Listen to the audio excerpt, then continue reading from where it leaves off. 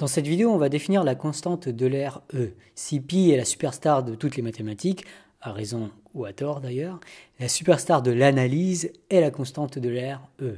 Et si E est la superstar de l'analyse, c'est parce que l'analyse s'intéresse aux variations des fonctions et que E décrit la croissance naturelle d'une fonction.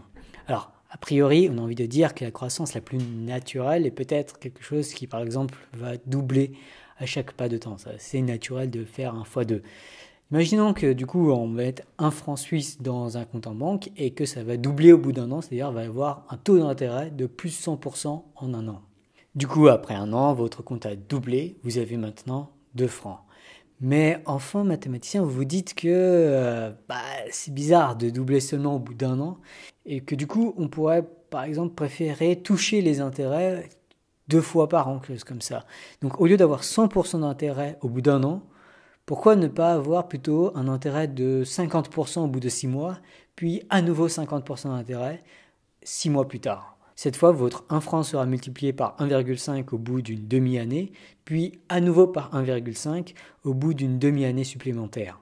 Si bien qu'au bout d'un an, votre fortune s'élèvera maintenant à 1,5 fois 1,5, qui est égal à 2,25. Et c'est mieux que le cas où vous n'avez touché les intérêts qu'au bout d'un an.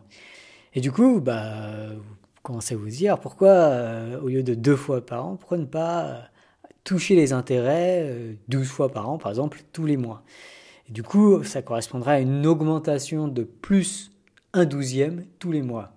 C'est-à-dire qu'au bout d'un mois, vous allez multiplier votre 1 franc par 1 plus 1/12, puis au bout de 2 mois, vous allez multiplier ça par encore une fois 1 plus 1/12, et ainsi de suite tous les mois, si bien qu'au bout du 12e mois, votre fortune aura été multipliée par 1 plus 1/12 à la puissance 12, et ça fait à peu près 2,613.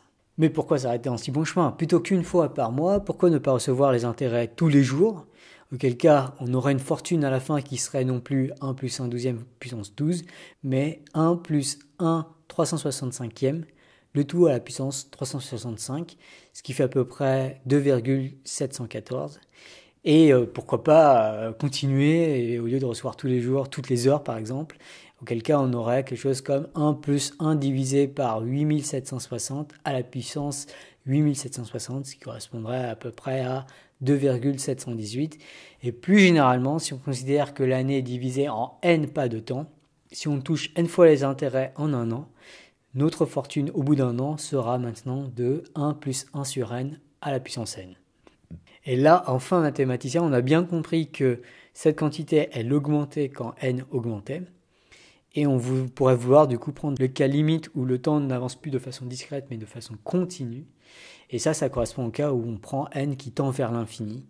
Eh bien, le cas à l'infini, comme vous pouvez vous y attendre, c'est la constante d'Euler. Autrement dit, la constante d'Euler E est égale à la limite de 1 plus 1 sur n, le tout à la puissance n. La constante d'Euler E est donc ce par quoi notre fortune aura été multipliée au bout d'un an si on a une croissance naturelle et continue. Et Leonhard Euler, qui est donc le premier à nommer cette constante, c'est l'un des plus grands mathématiciens de l'histoire, c'est sans doute la personne qui a le plus publié dans l'histoire en compétition avec Erdős, mais bon, Erdős, il cédait d'autres mathématiciens. Si on enlève Erdős, en tout cas c'est Euler le plus prolifique des mathématiciens de l'histoire.